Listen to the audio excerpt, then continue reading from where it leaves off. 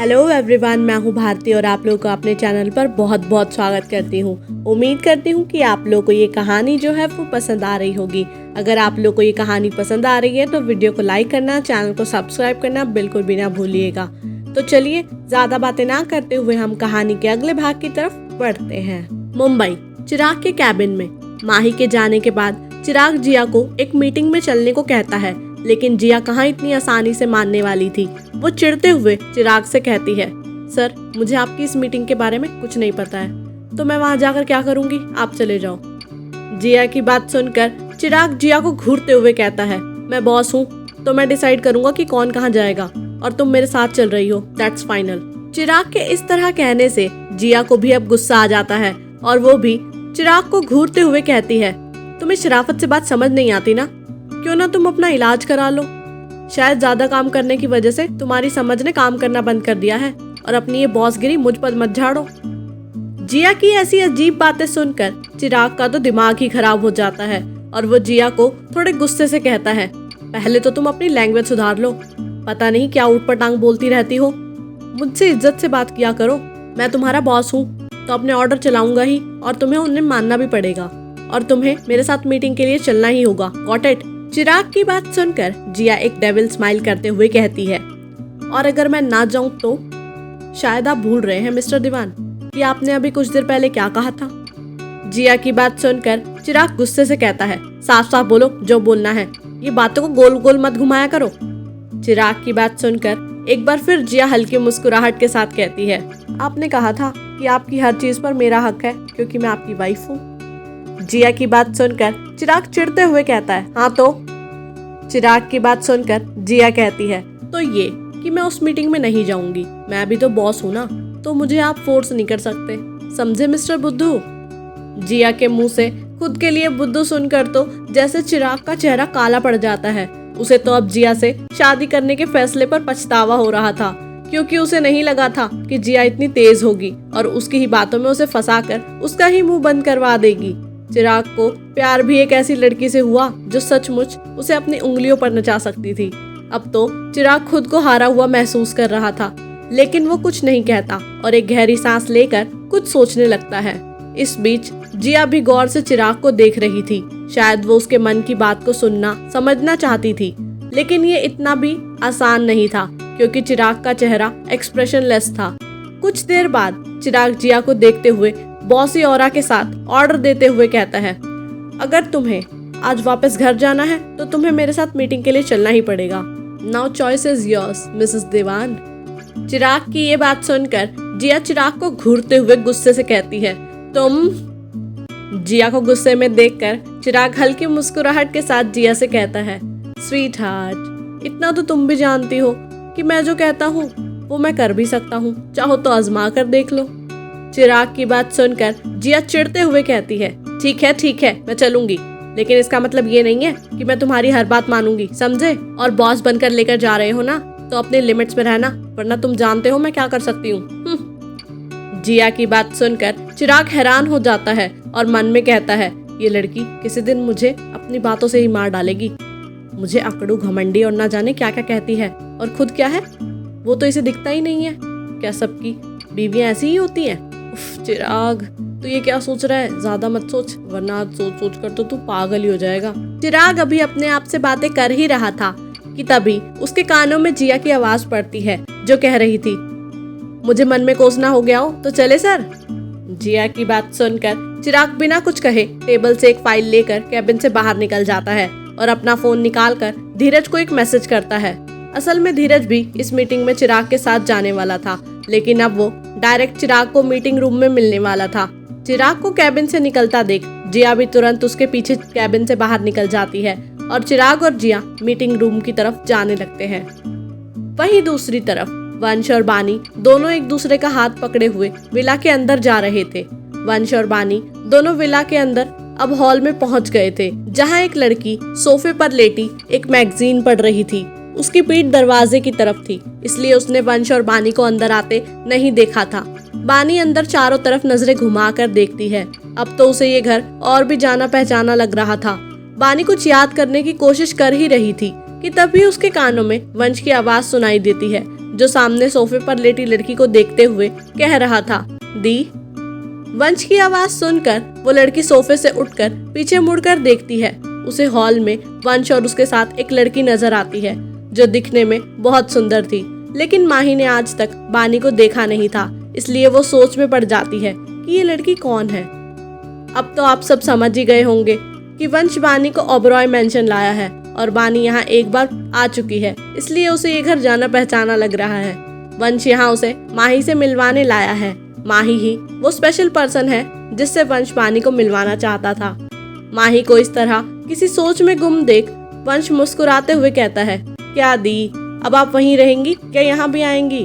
वंश की बात सुनकर माही अपनी सोच से बाहर आती है और सोफे से उठकर वंश के पास जाकर उसके गले लगते हुए कहती है, भाई आपको पता है मैं आपको कब से वेट कर रही थी और आप इतना लेट क्यों आए हैं? और ये कौन है?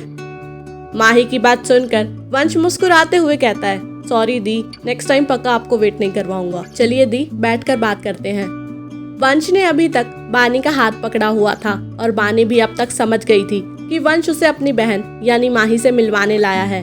वो अब थोड़ा घबरा रही थी कि पता नहीं माही उसके बारे में जानने के बाद कैसे रिएक्ट करेगी। अगर वंश बानी को पहले ही बता देता कि वो उसे माही से मिलवाने वाला है तो एटलीस्ट वो प्रिपेयर तो हो जाती। बानी तो माही के बारे में ज्यादा कुछ जानती भी नहीं थी। हालांकि वंश ने बानी को माही के बारे में बताया था, लेकिन इतना भी नहीं, इसलिए वो थोड़ा डर रही थी। वंश भी सब समझ रहा था, लेकिन वो कुछ नहीं कहता और दूसरे हाथ से माही का हाथ पकड़कर उसे अपने साथ अंदर ले जाता है और अब तीनों सोफे पर बैठ जाते हैं। बानी तो बिल्कुल चुपचाप सिर झुकाकर बैठी थी। उसे देखकर ऐसा लग रहा था जैसे उसे किसी ने डांट कर बैठा दिया हो। उन तीनों के बैठते ही एक मेड आकर उन्हें पानी देती है। माही तो एक टक बस बानी को ही देख रही थी। उसे तो सब्र ही नहीं हो रहा था। वो जल्दी से जानना चाहती थी कि ये लड़की कौन है। माही से जब और सब्र नहीं होता तो वो वंश का हाथ हिलाते हुए कहती है, भाई बताइए ना ये ब्यूटीफुल सी लड़की कौन है? माही की बात सुनकर वंश मुस्कुराते हुए कहता है, तुम्हारी भाभी। वंश की बात सुनकर माही कहती है, ओ अच्छा भाभी, ठीक है। तभी माही को ध्यान आता है कि वंश ने क्या कहा और वो जोर से चिल्लाते हुए कहती है, क्या कहा आपने? भाभी? ये मेरी भाभी है? OMG भाई, आप झूठ तो नहीं कह रहे ना? ये तो इतनी सुंदर है और समझदार भी लग रही है, तो इनकी चॉइस इतनी खराब कैसे हो सकती है? वंश तो बस बानी को ही देख रहा था। उसे लगा कि उसकी बहन बानी की तारीफ कर रही है। उसने माही की बात पर ज्यादा ध्यान नहीं दिया और माही को जवाब देते हुए कहा, हाँ ये तो है। वंश के ये कहते ही माही और बानी दोनों जोर जोर से हंसने लगती हैं। तब जाकर वंश को रियलाइज होता है कि उसने क्या कह दिया और बानी और माही के इस तरह हंसने से तो वंश और चिढ़ जाता है और दोनों को घूर कर देखता है। वंश के इस तरह घूरने से माही तुरंत बानी के पास जाकर बैठ जाती है और वंश को देखते हुए कहती है, भाभी देखो ना भाई मुझे कैसे घूर रहे हैं और डरा भी रहे हैं। माही की बात सुनकर बानी माही को देखते हुए कहती है, दी वंश आपको ही नहीं बल्कि मुझे भी घूर रहे हैं, पर कोई नहीं, ये हमेशा ऐसे ही करते हैं, आप इग्नोर करो इन्हें।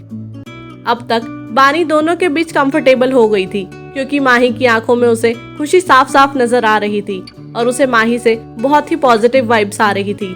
इसलिए वो अब खुलकर माही से बात कर रही थी और ऐसा ही सेम माही भी बानी के लिए फील कर रही थी, इसलिए वो भी बानी से अच्छे से बात कर रही थी। बानी की बात सुनकर माही मुस्कुराते हुए कहती है, हाँ भाभी आप बिल्कुल ठीक कह रही हैं। वंश तो दोनों की बात सुनकर हैरान था। ये दोनों अभी से ही एक टीम में हो गई और उसे साइड कर दिया। वंश दोनों से कुछ कहता उससे पहले ही माही वंश को देखते हुए कहती है, भाई मैं आपसे गुस्सा हूँ, आपने मुझे भाभी के बारे में क्यों नहीं बताया? ये कितनी ब्यूटीफुल और स्वीट है और ये सब कब हुआ और आपने मुझे इनके बारे में पहले क्यों नहीं बताया? आप दोनों कब मिले? और इसी तरह माही ना जाने कितने ही सवाल और शिकायत वंश से करती है। वंश भी शांति से माही की पूरी बात सुन रहा था, लेकिन जब वो देखता है कि माही चुप होने का नाम ही नहीं ले रही तो वो माही को रोकते हुए कहता है, ओहो दी शांत हो जाइए, वरना ऐसे तो कभी ये शिकायत खत्म ही नहीं होंगी।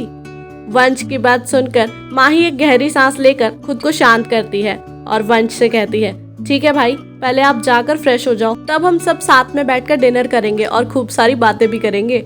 ये सब कहते हुए माही के चेहरे पर उसकी एक्साइटमेंट साफ साफ नजर आ रही थी। वंश भी माही को खुश देखकर बहुत खुश था और सोफे से उठते हुए कहता है, ठीक है दी, तब तक आप और बानी साथ में बैठकर बातें करो, मैं आता हूँ। इतना कहकर वंश वहाँ से अपने रूम की तरफ चला जाता है और माही बानी को देखती है जो चुपचाप बैठी थी। माही बानी के पास जाकर उसके एक हाथ को पकड़कर कहती है, भाभी आपको परेशान होने की जरूरत नहीं है। आई नो आपके लिए ये सब थोड़ा अजीब होगा, अचानक यूँ मुझसे मिलना, लेकिन भाभी मुझे आप सच में बहुत पसंद आई और मुझे खुशी है कि आप जैसी लड़की भाई की जिंदगी में आई। भाई चाहे दुनिया के सामने जैसे भी हैं, लेकिन वो दिल से बहुत अच्छे हैं। माही की बात सुनकर बानी हल्की मुस्कुराहट के साथ कहती है, हाँ दी मैं जानती हूँ और आप भी बहुत अच्छी हैं एंड डोंट वरी, मैं बिल्कुल ठीक हूँ। बानी की बात सुनकर माही मुस्कुराते हुए कहती है, फिर ठीक है, चलिए मैं आपको अपने रूम में लेकर चलती हूँ, आप भी फ्रेश हो जाओ। माही की बात सुनकर बानी मुस्कुराते हुए सोफे से उठ जाती है और माही बानी को अपने साथ अपने रूम में ले जाती है और ऐसे ही दोनों अपना इंट्रोडक्शन एक दूसरे को देती हैं। वंश ने बानी को माही के बारे में पहले ही बताया था, लेकिन माही बानी को नहीं जानती थी, इसलिए वो उससे बहुत सारे सवाल कर रही थी और बानी भी मुस्कुराते हुए उसके हर सवाल का जवाब दे रही थी। अब तक दोनों एक दूसरे के साथ बिल्कुल कंफर्टेबल हो गई थी। कुछ देर बाद बानी और माही मुस्कुराते हुए रूम से बाहर आती हैं और डाइनिंग टेबल पर बैठकर वंश के आने का इंतजार करती हैं, लेकिन दोनों की बातें तो अभी भी जैसे खत्म होने का नाम ही नहीं ले रही थी। कुछ देर बाद वंश भी अपने रूम से निकलकर डाइनिंग टेबल पर आकर बैठ जाता है। वो भी दोनों को इस तरह हंसते मुस्कुराते एक दूसरे से बात करता देख एक पल को हैरान था, लेकिन उसे खुशी भी थी कि दोनों एक दूसरे से घुल मिल गई है। लेकिन वो दोनों तो अपने में ही मगन थी कि उन्हें वंश भी नजर नहीं आ रहा था, पर वंश भी कुछ नहीं कहता और चुपचाप सबके साथ डिनर करने लगता है।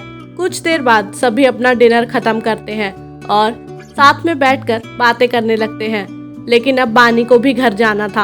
हालांकि माही बानी को रोकना चाहती थी, लेकिन वो जानती थी कि अभी बानी यहाँ नहीं रुक सकती। बानी भी माही की एक्साइटमेंट को अच्छे से समझ रही थी, इसलिए उसने माही से प्रॉमिस किया कि कल वो उसके साथ शॉपिंग पर जाएगी। इसलिए माही खुश थी और उसने बानी को नहीं रोका। बानी माही को बाय बोलकर वंश के साथ बाहर निकल जाती है।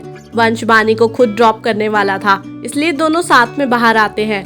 वंश आज खुद ड्राइव करने वाला था और उसने बॉडीगार्ड्स को भी दूर से उन्हें फॉलो करने का इशारा कर दिया था। वंश के बॉडीगार्ड उसका इशारा तुरंत समझ जाते हैं और वंश गाड़ी में बैठकर मेंशन से बाहर निकल जाता है। उनके निकलने के बाद बॉडीगार्ड्स की कार्स भी उनके पीछे निकल जाती है, लेकिन कोई था जो छुपकर वंश पर नजर रख रहा था, जिस पर किसी की नजर नहीं पड़ी। वहीं वंश की कार में वंश का पूरा ध्यान ड्राइविंग पर था और बानी भी चुपचाप बस वंश को देखे जा रही थी। तभी वो कुछ सोचती है, वो कुछ कहती उससे पहले ही एक कार उनकी कार के बगल में आती है और कुछ आदमी उस गाड़ी की विंडो से निकलकर वंश की कार पर अंधाधुंध फायरिंग करने लगते हैं। कौन है ये लोग जो वंश की गाड़ी पर गोलियों की बरसात कर रहे हैं? कौन है वो शख्स जो वंश को मारने की प्लानिंग कर रहा है? क्या उस शख्स का वंश को मारने का प्लान होगा सक्सेसफुल या वंश देगा उसे मात? क्या वंश जानता है अपने उस दुश्मन के बारे में? क्या वंश और बानी एक होने से पहले ही हो जाएंगे एक दूसरे से दूर? क्या माही जान पाएगी विवान की बेरुखी के पीछे का सच? क्या विवान और माही कभी हो पाएंगे एक? क्या होगा जब बानी को पता चलेगा जिया की शादी के बारे में? कौन है वो शख्स जिसे जिया ढूंढ रही है? क्या होगा इन सभी की जिंदगियों में? जानने के लिए सुनते रहिए कहानी इश्क एक इबादत। हाँ जी, तो ये था हमारी कहानी का 40वां भाग। उम्मीद करती हूँ कि आप लोग को ये एपिसोड जो है वो पसंद आया होगा। अगर आप लोग को ये एपिसोड पसंद आता है तो वीडियो को लाइक करना, चैनल को सब्सक्राइब करना बिल्कुल भी ना भूलिएगा और मुझे कमेंट करके जरूर बताना आप लोग को ये कहानी जो है वो कैसी लग रही है। बाकी जब तक नेक्स्ट एपिसोड आता है तब तक के लिए बाय एंड टेक केयर।